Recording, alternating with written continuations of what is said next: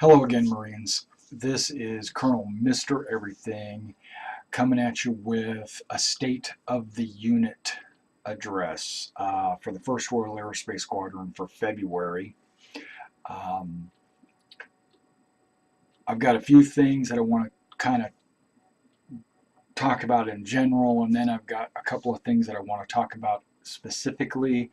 Um, I'm I'm kind of expecting this video to go on for about 45 minutes to an hour or so. Get your popcorn ready, get your hot chocolate ready, and here we go. Okay. This is going to be kind of a casual conversation. I want you to just kick back, relax, and have a listen to what I have to say about what's going on in the unit. Okay, nothing too groundbreaking or anything like that. So this is just to keep you up to date. If you're new to the unit, what we do is we have like a monthly state of the unit where I'll videotape the news of what's going on inside the unit and any upcoming like trainings or missions or what we've got in store for you. Blah blah blah. Right. Okay, that's what the state of the unit is for. It's basically just to keep all of the members of the unit up to date on what's going on. Okay, the first thing we talk about is membership.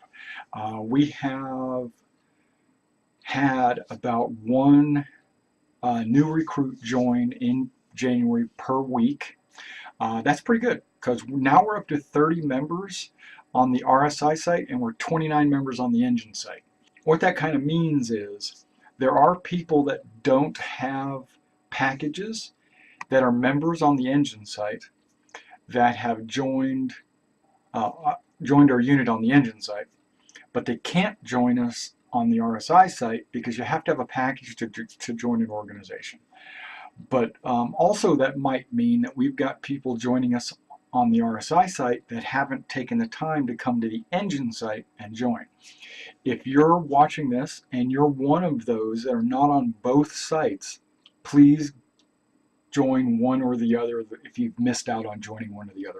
We need your names on the RSI site and we need you on the engine site so you can get all your updates because the engine site's our most active site. Let's keep up the great work because I think that one per week is a pretty good number. There's 52 weeks in a year, and if we get 52 more members this year, we'll be sitting at like 80 something, and that's a pretty sizable organization.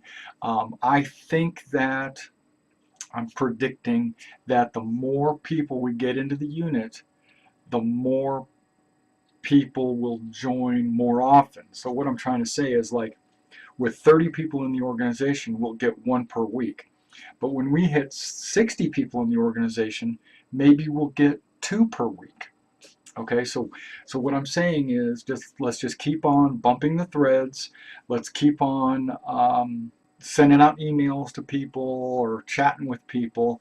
And I know that Whole Armor and Sherpain are working on a list of org leaders that only have one member in their organization and telling them that we're available and if they want to come join our organization they can. And there's like 2,000 of them. And so if you want to offer your assistance to them, go ahead and offer your assistance. If not, no problem. I think they got it under control. It's really just a copy and paste form letter that they can send to each person. But the RSI site limits how many emails you can send in a given minute. So it's like one per minute or one every 5 minutes or something like that. There's you reach your limit really fast. Okay, plus I created a new poster. You probably saw it on the homepage. That new poster is also already placed on our RSI recruitment thread site, and I even threw it into the gallery. It's pretty exciting. I mean, we even show that we have a lot of ships on there. Now I understand that there's more than 30 ships on that list because some of the members, like myself, have more than one ship. Okay, some members have 20, 30, even 40 ships. Okay, so it just depends. Okay, that's membership. Now let's keep recruiting. Let's keep that up. If you got any friends out there looking to get into Star Citizen, talk to them about our unit and all that stuff, and let's get them excited about it and join us. Okay, enough of that. Moving on to number 2. Promotions and our organization disposition. Okay, we now have 2 flights in the fighter group, and a wing consists of 2 or 3 flights. So now that we have 2 flights, that constitutes a wing. So I created the first wing, so we needed a wing commander. Whole Armor being the senior flight leader, I went ahead and promoted him to wing commander. Okay, so and that's a captain, and Jacob is still first lieutenant of the 2nd flight. So Whole Armor, Captain Whole Armor is going to be our first flight leader, and Jacob is going to be our 2nd flight leader, but Whole Armor is still of those 2, he is the wing commander, and he's our first wing commander. When we get 3 flights, it's going to stay in the first wing, but if we ever grow to the point where we have 4 flights, then I will create a 2nd flight with 2 flight leaders, and one of those flight leaders in each wing will be the wing commander. Okay. At that point, when we have the 2 wing commanders, we might actually need to designate a group leader, because that would be a fighter group. Okay, so and then each one could still grow to 3, so we could have a total of 6. And then if we ever got to a point where we needed 8 or something like that, then we'd create a whole 2nd. We created a 3rd wing, actually. I'm just saying, compliment Whole Armor on becoming a captain of the 1st wing. He is the wing commander, you know, just like Chris Roberts' name to fame, wing commander. Wing Commander 1, 2, and 3, and all those games, and so Whole Armor is the wing commander. Okay, cool enough. Now, also with the addition of Zahn in the squadron, we actually now have a capital ship in the organization. He actually owns a Javelin destroyer, and that's pretty awesome, because I could have swore they only sold like 200. So for him to be one of the 200, to be able to get a Javelin, you know, get in on the ground floor of becoming, you know, getting a Javelin, I think that's pretty amazing on his part, and I think that's really beneficial for our squadron. Our squadron currently doesn't have enough manpower, I think, to completely man his Javelin. If we ever decide to take the Javelin out for a test run or whatever, we can always fill that up with NPCs to fill any spots that we need to fill. So that's going to be pretty exciting. I think we're going to have like maybe 10 or maybe 10 players on the Javelin, you know, I'm thinking somewhere in that neighborhood, and the other 20 positions on the Javelin would be filled with NPCs. So really we only need about 10 of us on there, and then the other 20 of us currently, the other 20 of us could be providing support roles like fighters or bombers, or even merchants could be off doing their own thing, so that they don't have to be dedicated, you know, like I'm trying to say, they don't have to be obligated to serve as a crew member on the Javelin. Also, the Marines would probably be on the Javelin, waiting to be dispatched to go board another ship or something like that. So, and they'll be manning turrets and things like that. So that's going to be exciting. We'll work that out later. We got a long time before we need to worry about any of that. Okay, but it's exciting that we do have a capital ship. Okay, our merchant group is growing. This is still number 2, which is organization disposition. Our merchant group's growing. I think we've got 7 members that all are in the merchants. If it starts to get a little larger, 8, 9, or whatever, I'm going to have to get with Marius, and we're going to, and the merchant membership. We'll probably have like a merchant party, and then decide which subunits, because they're not called wings or flights, but they have subunits, and we'll figure out what merchant departments probably are.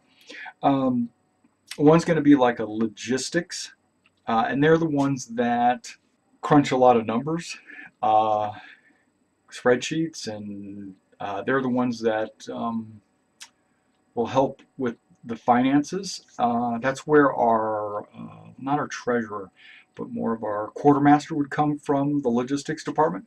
And then we would have info gathering. That's our intelligence department. And the intelligence department are the guys that not internally, but externally gather information, like from other organizations or planets, or they learn where the different pirate organizations are, and they keep tabs on where the best markets are, and the hostile organizations, friendly organizations. They're the guys that are not spies, but just info gatherers. And okay, so that's our intelligence or department.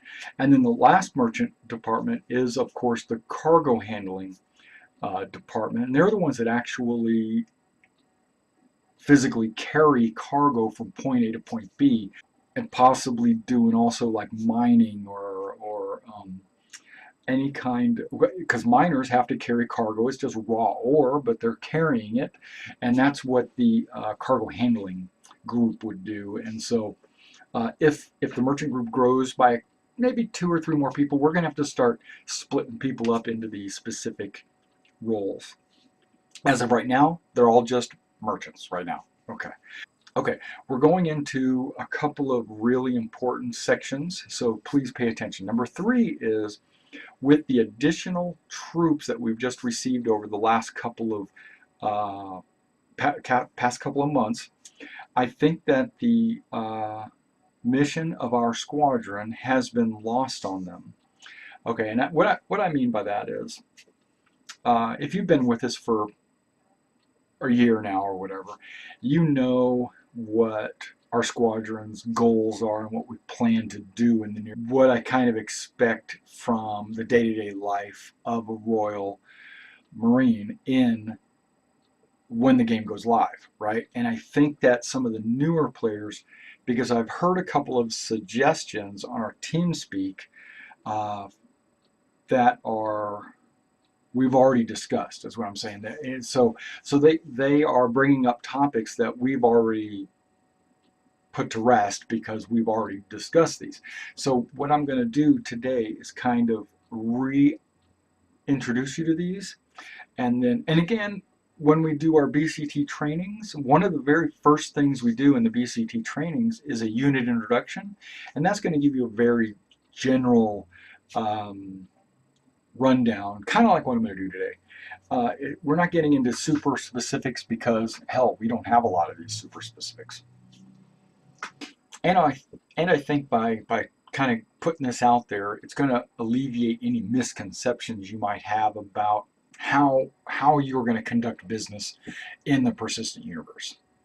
Okay, now this is a very touchy subject, and it's very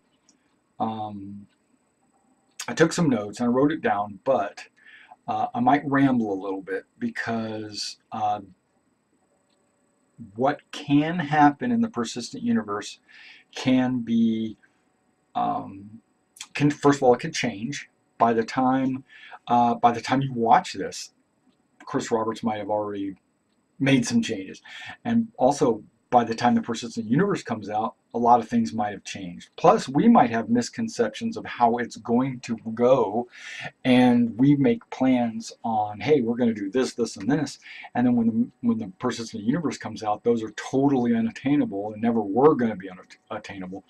So you have to be flexible, and you're going to have to make sure that you understand that everything we do between now and beta, even alpha, but between now and beta, is all theory crafting. Okay, we are planning for contingencies. Okay, that we're not uh, setting our feet down and putting our hands in the concrete and making it concrete. We're not. The concrete's still wet. If you walk on it, you're going to sink. You're not Remo Williams. You're not going to be able to walk on top of concrete. Okay, so wet concrete. Okay, having said that, here we go. Okay, that sets the stage. Two things. There is role playing, okay, and there is out of character there's role playing your persona, your character, and then there's not role playing your persona and your character. And I call that OOC, or out of character conversations. So like, let's say we're all in TeamSpeak and we're talking about the big game, right? We say, oh yeah, the Super Bowl, blah blah blah. That's out of character conversation. If one guy says, you know, I've got this Aurora, and I just saw on the RSI site that the overheating issue has been fixed. They patched the bug and blah blah blah. That's out of character conversation. Okay, because that you're not in character. You're just a player talking about the game in casual conversation. That's out of character. Okay. But if we are playing the game and you are excited about role-playing being a Marine as part of the UEE and taking orders from your wing commander or your flight leader or your squadron commander, and you plan to go out and accomplish those missions to the best of your ability. And if I ask you to go to Stanton and you're going to like say, yes sir, I'm going to Stanton, you're going to get in your whatever I ask you to get into, because you might have 100 different ships in your hangar. I might say, will you please take your Hornet, go to Stanton, there's this pirate that needs to be taken out, and I'm assigning you and you to go do it. So get your gear and go. That's in character. Okay, that's role playing. You're receiving orders from the squadron leader or the wing commander or the flight leader or whatever, and you're doing that. How much of that we do is still to be determined. Okay, am I going to be in character all the time? No, I'm going to be talking about my graphics cards, or I'm going to be talking about my joystick, how it's broke, or my mouse and keyboard fighting combination or whatever. That's out of character conversation.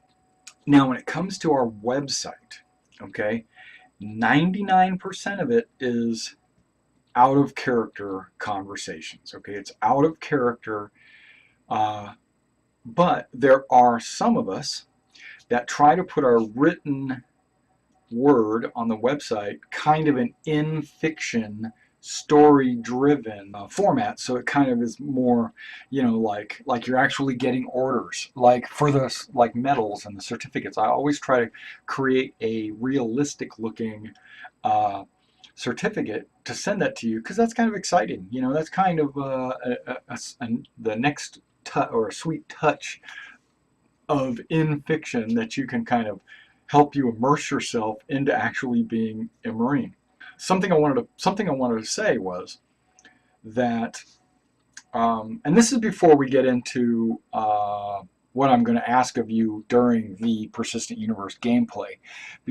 But as of right now, I asked a question in our forums, okay, about, and I'll share this.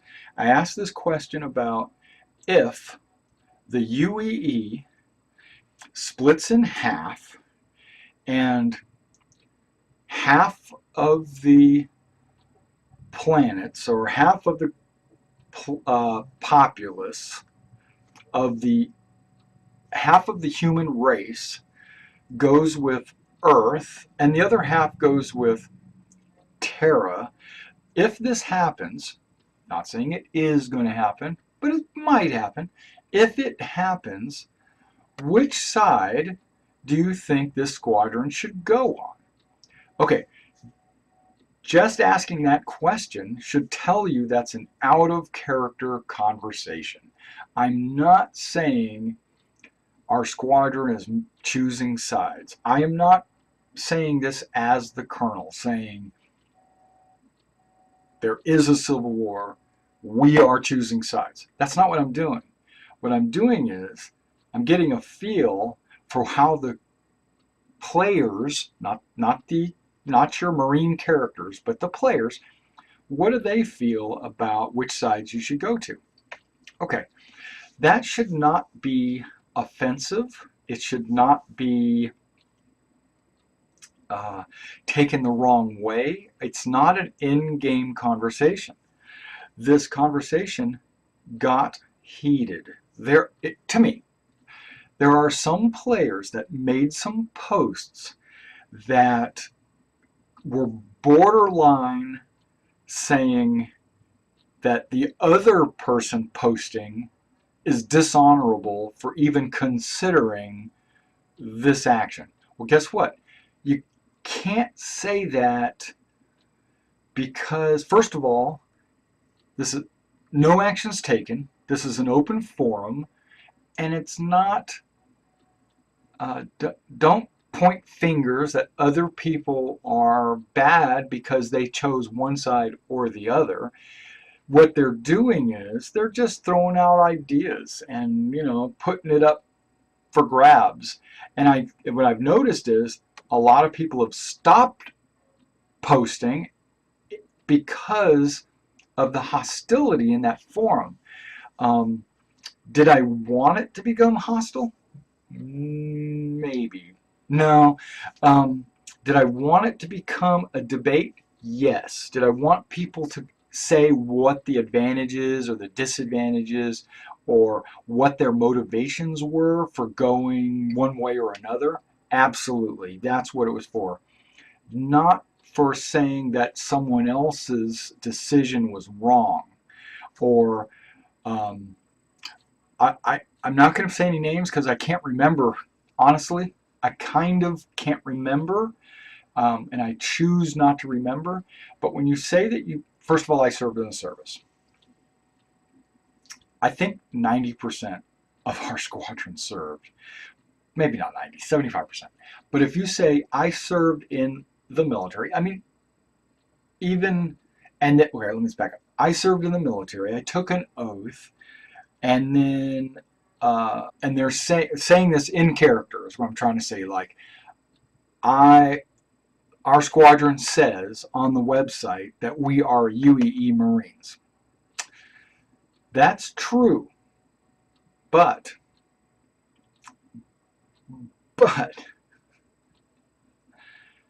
I guarantee that there are UEE naval forces, I'm just going to use the Navy as an example, that when the split happens, okay, just like in ancient, I'm jumping around, but just like in ancient Rome, when Rome split, not every legion fought for Rome.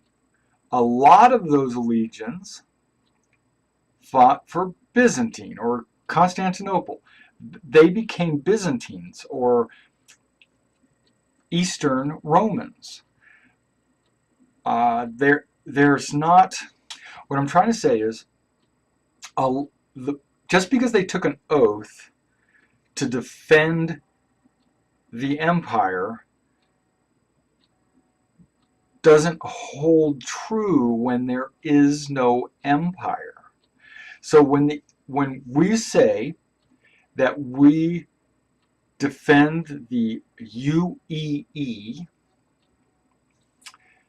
and then there isn't a UEE anymore because they're not United Empire of Earth anymore. It's just Empire of Earth against the Empire of Terra, and even then they might not be calling themselves Terra, they might call themselves something else. At what point, and this is just a debate, this is not meaning to be upsetting or causing anybody grief. It depends on, like, which side do we choose when the side we originally had chosen no longer exists, is really the point I'm trying to say. What I'm saying is, we're humans, and we swore to protect humans. Okay, so when the humans are now fighting each other, which side do we get on? Because they're both humans. It's not that we're supporting the emperor, but it could be, because who knows, you know? And I just wanted to hear what each person's opinion was. And if we are supporting the emperor, and if that's what you think the best way to go is, just say that. Don't say that because someone else chose terror that they're a bad person. No. Think about the American, not the Civil War, but the American Revolutionary War. We were part of an empire at that time. We were part of the British Empire, but we decided that we were going to go with the rebels because because the emperor or empire was tyrannical, right? And so we formed our own union. And I don't have to give you the history lesson, but does that mean that the people that fought for the U.S. were bad people because they wanted to break away from England? Well, yeah, some people would say they are because they're traitors, right? But then others would say they're freedom fighters. So it just depends on your side of the coin, Okay. Having said that, you probably didn't see a whole lot of British regiments fighting for the states, right? And that's what you're saying we are. My understanding is, in that case, you're saying we're redcoats, and we're not going to separate from the king to fight with the rebels. And I get that too. Okay, I understand that. But in the case of, hypothetically, even in the English Civil War, you had people on both sides of the faction. In the U.S. Civil War, you had people fighting for the South, people fighting for the North. Would you say that the people in the South were bad people because they were trying to get their own independence and freedom, and I wouldn't say they're bad people. I would just say that, and who knows? They just lost, right? And that's why it's a long discussion. Okay, let's get away from that. What does it mean to you as a member of our squadron? You're a First Royal Aerospace Squadron. You're a member of the organization. What are you going to do? Okay, and this is very simple. You're gonna want to play. You're gonna want to have fun. You're gonna get home from work, whatever, school. You're gonna log into Star Citizen, and you're gonna want to do what you want to do, right? You're gonna say, man, I heard there was, like when I was at work, my Twitter feed said that there was this pirate organization over here in this asteroid field, and I'm gonna go kick their ass, right? Okay. Or I'm gonna get a couple of my buddies from the squadron to join me, and we're gonna go kick some ass. Okay. And you can say that from the lowest rank. You could be Private E1 Joe Snuffy and still have that motivation, because you want to just come on the game and play and have fun. That's the main motivation. If you're getting into the game not to have fun, then you'll probably not play the game very long. Or if you try to have fun and you don't have fun, you'll probably not come to the game very often. Okay, so you log into the game or TeamSpeak. Okay, you're going to log into both. That's what we're asking you to do. So you log into TeamSpeak, you log into the game, and that's pretty much what you log into. More importantly, TeamSpeak initially. When you're in the TeamSpeak organization page, you will look to see who's already logged into TeamSpeak. You'll visually get the clues, and you'll see if your wing leader, let me rephrase that, if your superior officer is in TeamSpeak or not.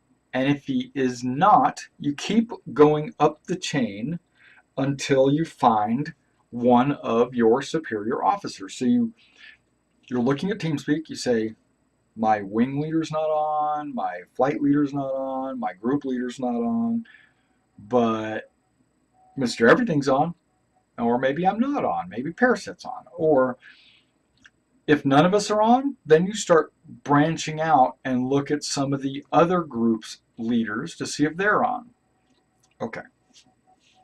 Until you find someone in the point, find the closest person to your superior. Okay. So what I'm trying to say is, if you're a flight leader, you're going to log on to see if there's any wing leaders on. And then if not, you look at the group leaders. And then you'll just keep stepping up. And if there's nothing in your immediate chain, in your group, then you'll branch out into other groups. And if there's a wing leader of another group on, then that's the person of interest. Okay, so, but I'm going to assume that your immediate supervisor, your immediate leader is on. You could be the wing commander. You're looking for your group leader. If you're the group leader, you're looking for a squadron leader. Okay? Okay, and doesn't matter. So you find your immediate supervisor. You go to him in TeamSpeak. You jump into his channel. And you tell him that you're reporting for duty. You say, hey, hey, whole armor, how you doing? You know, I just logged on. I just got home from work, and I'm logging in. I want to go blow up some pirates or whatever, and I'm coming in and I'm reporting for duty. Okay, and that's it. That's all you got to do. Then, based on what I've given directions to trickle down the chain, whole armor knows. I'm just using this as an example. Whole armor will know if we have a planned mission scheduled for that moment, or if he personally has something planned for your group, then he will share that with you at that time. He'll say, hey, we're forming up in an hour. I'm just using this as an example. Like we're going to form up in an hour because we've got this asteroid base that we're going to go assault, and we're going to wreck some havoc over there. So we're getting as many people as we can get together, and we're going to launch that assault in an hour. So get ready, right? And you're thinking, okay, well, I got an hour. So you can go off and do your own thing. You can fly free flight. You can look for missions, or you can do a little exploring, or you can do whatever it is that you want to do, because you know that you've got an hour to wait before. But you can also turn around and say, whole armor, I've only got 30 minutes. I won't be here an hour, and that's okay. Okay, so you got your statement from the leadership of what they want you to do. And if you can't do it, that's okay. No, don't worry. Don't even sweat that. If you can't do it because you got to log out and you got to go to dinner, or if you have like a movie planned or a date or whatever, you can just say, hey, I can't do it. Or if whole armor says, hey, at midnight we're going to go do this, and you say, whoa, midnight's way too late. I'll be logging out by 11, or whatever. That's okay too. Okay, so don't feel like you are being that we're going to kick you, or that you got to be at that raid at a specific time, or you're going to get demerits, or you have to bring purple equipment. No, it's not like that. Okay, so you log in, you go to your immediate supervisor, and you say, I'm reporting for duty. Do you have anything for me? And then that person will either say yes or no.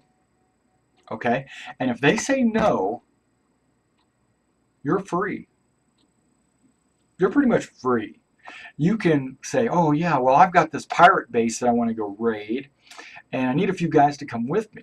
And at that point, you talk to the rest of your group and the rest of the squadron or whatever, and try to build a mission of your own and say, hey man, I'm going to go take on these pirates. Who wants to come with me? That right there is not a squadron mission. It's kind of you taking the initiative, getting some of the squadron mates to go do that mission. Okay, if you're just getting a bunch of guys together, that's cool. I mean, you're building your own story. You know, you're writing your own story, and you're going out and doing that. And then all you have to do is say, "Hey, Whole Armor, you know, what are we doing tonight?" And he says, "We don't have any missions planned." And you could even say something like, "Well, I'm carrying this cargo from point A to point B. I'm going to need a couple of escorts to come with me. Can you see if any of your guys want to come with me?" And of course, Whole Armor's going to say, "Hey guys, we got this guy carrying cargo.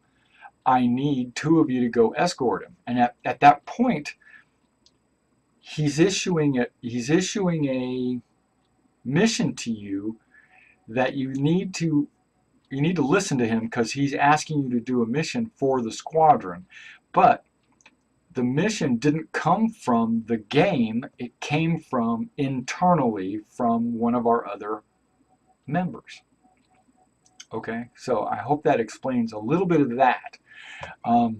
I during our OCS training will be giving directions to our leadership on how often they need to take you by the horn and give you missions. And it's not going to be as often as you think. You're going to be given more free time than controlled organizational missions. The reason why I've decided to go in that route was everybody's got different motivations of why they want to be in this game. A lot of people want to be like explorers, or carry cargo, or attack pirates, or hang out on the planet and take pictures of the Terra Tower, or maybe they're wanting to just go check out some animals or whatever. And if we're constantly giving you squadron missions and saying, "We're going here and you got to come this way and you got to do this," and you'll never have an opportunity to do what you want to do.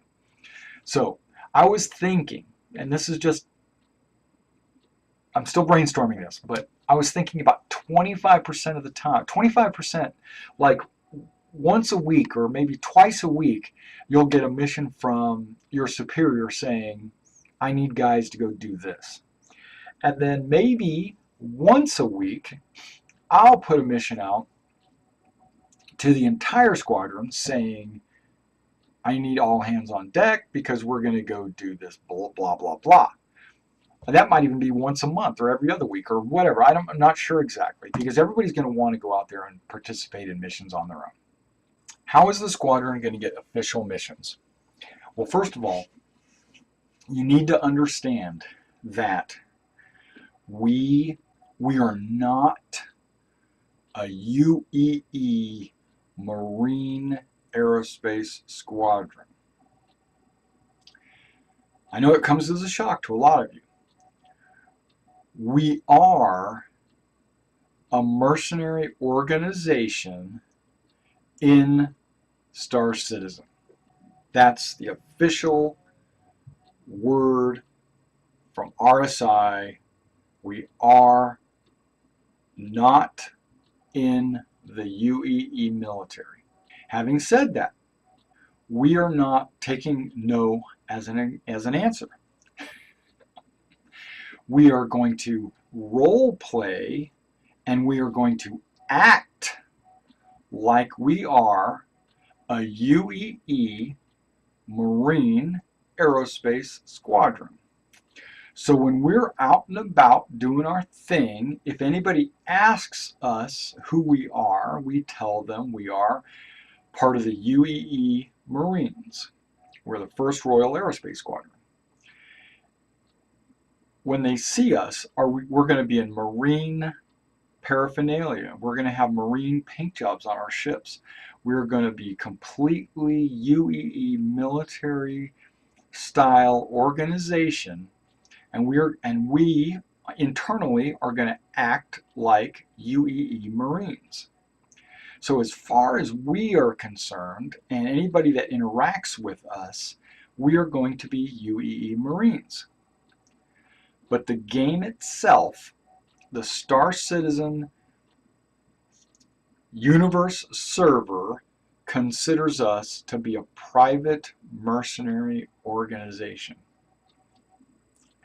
if at any point in the future they allow mercenary organizations to become affiliated or be, or if we could convert to an actual UEE ran organization, then we'll do that. But as of right now, we're a private military organization, PMC, right? Private Military Corporation. Okay, so our missions are going to come from the TDD, which is the Trade Development Division, and they're going to say things like, I need a mercenary group to supply a couple of fighters to escort this merchant ship from point A to point B. We're going to accept that mission, and we are going to pretend that it came from the military and that we've been issued a military order to do this thing, even though in the back of our mind, our player knows that this is just a regular old mission that anybody can get, you know, but we're going to act upon it as if we were the military. We're going to talk to people as if we're the military. We'll chat with them as if we're the military. If they say things like, are you really the military, or are you guys just playing like you're the military? We're going to say we really are the military. Yes. No ifs, ands, or buts. We are the UEE Marines. You know, they don't need to know. They don't need to know. That's not something they need to know. We know. That's all that matters. Now, if a GM or if somebody comes upon us and says, hey guys, you can't, you know, you're a private military organization and you can't claim to be official UEE Marines, at that point, we'll change our tune, right? But right now, we're claiming we're official UEE Marines. And I think they're all in favor of it. You know, I think Chris and the development team, they don't care. You know, I think that's what it is. Okay, so we'll get a mission from the TDD, possibly. You know, like I'll go down there and it'll say, hey, we need like 100 guys to go do this or whatever. And we'll take on that mission. And then I will then talk to our leaders and say, hey, leaders, we've got this mission here. And it was given to us by the fleet admiral. You know, and we have to go, you know, escort this cargo carrier from point A to point B. Let's get our asses in gear and, you know, get your men together and blah, blah, blah. We'll do this like it, blah, blah, blah. Okay. And so that's how it's going to come from above, right? That's how your missions are going to be generated. I'm looking for team missions because there are going to be two types of missions that are generated in game. One is going to be solo missions for any player that has the capabilities to accomplish this mission. And then there's going to be team missions or missions that more than one person can participate in. And those are the missions the squadron's going to be looking for. But you as a player, you might find a mission that says, I want you to go take a picture of rock A and bring it back to a science lab or something like that. And you just take the mission. And you're going to do that during your free time. And guess what? You have more free time than you have squadron time, okay, when it comes to that. Okay, now these official missions that are granted to us and you by the game will also have financial rewards. Hopefully, or you wouldn't be taking these missions, right? Well, these financial rewards, you'll receive like 75% of that reward, and that'll go straight into your pocket, where 25% of that is going to go into a squadron bank account. So the squadron is actually going to be building up finances based on the missions that you take or participate in. If it's a very lucrative mission, we as a squadron will make more money. If you come upon a mission that takes 2 or 3 players to do and you want to bring a couple extra guys with you and they're from the squadron, that's great because that's going to help out the squadron. Okay, the squadron's long-term goal right now is to acquire a manufacturing node where we can create ordnance, consumable ordnance like torpedoes or missiles or autocannon rounds, those kinds of things. Not the gun. We're not looking for laser guns. We're not looking for autocannons or targeting computers or shield generators. No. Consumable ammunition types, missiles, autocannon rounds, torpedoes, chaff and flare, maybe, possibly, but we want to have a factory node that can create ordnance, and then what we'll do from there is import resources to create these things, and we'll export the ammunition. When we talk about importing resources, hopefully we'll have our own cargo ships importing all of this for us, save us on transportation costs. And same thing when we export it, our cargo ships will be carrying that. What that'll do for us is, first of all, we're going to be making a profit on the ordnance, but we're also going to be able to supply our own ships with ordnance at a reduced price. I mean, it'll be almost at cost or whatever, something like that. That's our long-term goals. And yes, some people were saying like to create money instantly early on, we're going to need to go find some like resources and mine it. I don't think that's really the case. We just need to find some lucrative missions that have high payouts and assume those missions. We're an aerospace. Let's back up. We're a military aerospace squadron first. So we're not miners or even the merchants. We're not really even those first. Those support our military endeavors. But explorers, sure. Bounty hunters, enforcement group, absolutely. You know, we're going to do everything. We're going to mine. We're going to bounty hunt. We're going to carry cargo. We're going to dogfight, escort ships. We're going to do all that. But our name to fame is our fighters. Last point is training. This portion should go by pretty quick. I only have like 15 pages of it. Okay, and I'm going to read this pretty quick because I don't have a lot of ranting or rambling to do on this one, and I'm going to try to speed this process up. OCS was supposed to begin in January, but it has not been completed. So we're going to push that back to February this month, and then we'll start our BCTs probably the following month in March, right? We're going to bump the start times back to March. Okay, great. The leaders, what I wanted to do with the leaders was to get them all together in one place and have one class that knocked out one of the classes of our OCS just to kind of get a feel. And I learned something. Our leaders can never get together at the same time. So if I have to take one person at a time and put them through this class, I will do that. And I'm going to knock this crap out. Okay, I'm going to get the OCS. It's just a first OCS class, and it'll be over with in no time, right? And I've only got like, you know, some leaders. And then after that, we're going to do some BCTs. Now the BCTs, these are going to count towards your official BCT boot camps.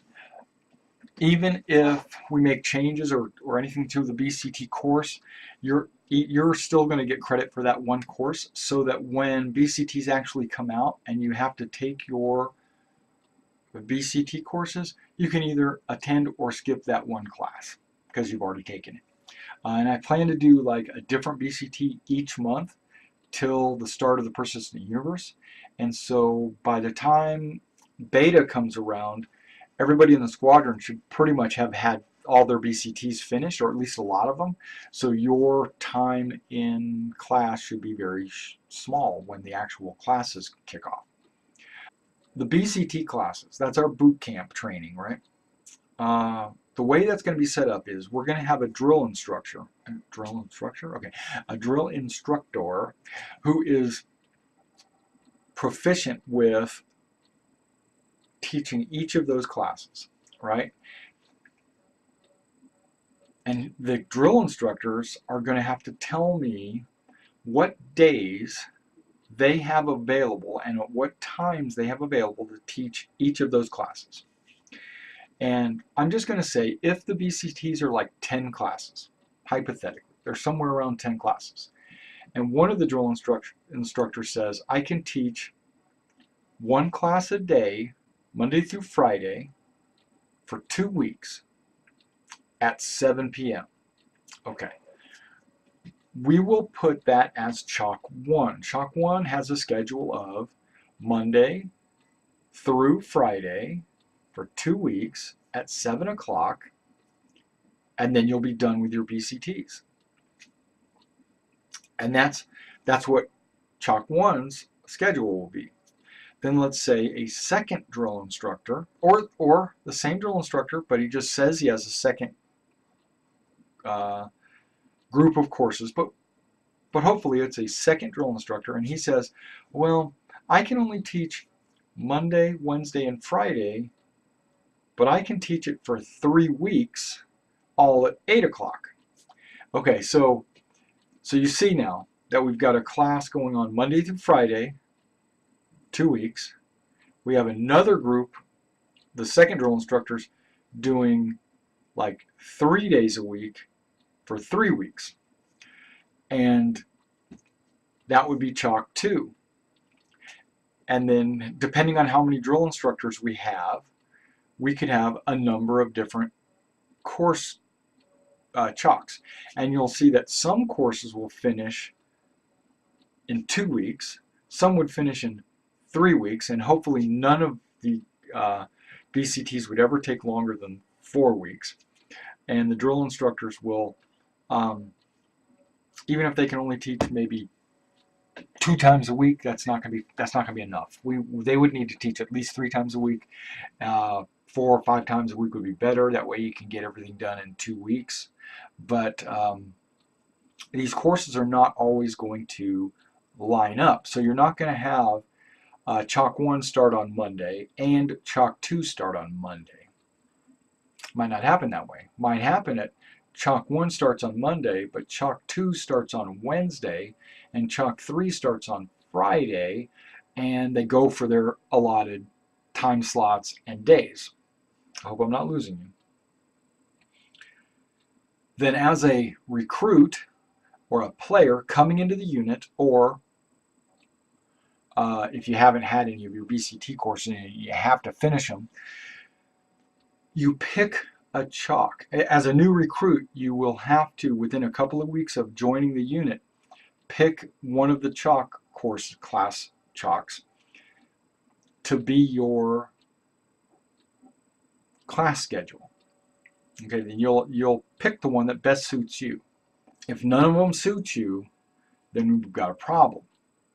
Okay, so we're going to try to have a lot of different classes, but you're going to have to pick one, and you're going to have to be committed to meet every class. Okay, and these classes shouldn't be more than maybe 20 to 30 minutes apiece. So if you have a drill instructor that gives out, and possibly he can do 2 classes a night. So he'll do like one at 7 and one at 8 o'clock, and then try not to get them all done in the first week. We don't want to do that. We don't want to have a 1-week BCT. It's got to be at least 2 weeks. Okay, so he's got his courses laid out. You've got the schedules of all the different chalks, and you decide, okay, this one's the best one. Now you have to attend these classes. The drill instructor will take attendance. How hard is it going to be? 2 or 3 guys in the chalk? Okay, so he'll say, okay, you guys, you're going to all go through this class, blah, blah, blah. He'll do the class 20 or 30 minutes, and then he'll give you credit for that class and say, okay, you've got that class down. and then I'll see you tomorrow, same time, same bat channel. You come back the next day, and the next day, and then all of a sudden, you miss a class. Okay, for whatever reason, you miss a class. That's not going to be, you're not going to fail instantly. What's going to happen is you're going to have to set up an alternate drill for instruction. Okay, basically there's going to be another drill instructor, or a drill instructor that's not occupied with classes will be an alternative. And so if you like miss it by a few hours and then you pick the class up, that's no problem. If you come back the next day and you pick up the class, no problem. Okay, so as long as you get that class done by the end of the chalk period, like the course schedule, as long as you get that, you pick up that class in the meantime, that's fine. You're still good. But if you miss 2 classes out of your BCTs in that chalk, you will be recycled to another course. You can continue on with your current courses, and so you've missed 2. Now the next chalk comes out, you've been recycled to that second chalk. Could be a month later. That chalk goes through and gets to that course that you've missed, 2 of them, because 1's not a big deal. But if you missed 2 of them, you have to be there for those 2 courses. If you're not there when you're on your recycled date on the new class, or at least have had it made up with an alternative drill instructor or whatever by that time, I probably lost y'all. But you get the idea that if you miss it again, if you miss your recycled class, we're done with you. As a squadron, you're out. You're gone. We don't need you. I don't care if you're the best shot in the world.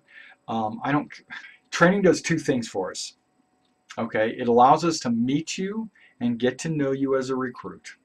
Okay, because we'll converse with you during training, and we'll get to know you and get to just interact with you. But it also tests your willingness and motivation to work to become part of this unit. If you're too casual or lax about finishing your training, we don't want you in the unit. We want you to be dedicated, motivated, willing, and we want you to go out of your way to finish this training. If you don't, then we don't want you in the unit. Okay. But on the flip side, it also allows you as a recruit to hear and see what we are trying to do as a unit, and it gives you an opportunity to quit.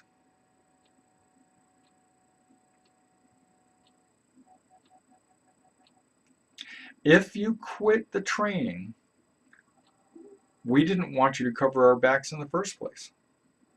We're serious about this trial period. On the flip side, we're not going to kick someone who's not skilled at a task.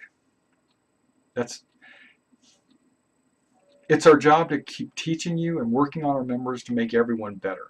So we're not going to get upset at you if you're not really good at a specific task. We're going to try to help you get better with that. And when I talk about elite, okay, and this is the final paragraph, when I talk about our unit being elite, I'm not talking about being able to shoot the dick off a gnat. I'm talking about members who are there for you. They want to work together as a team. They want to do the best that they can do every time.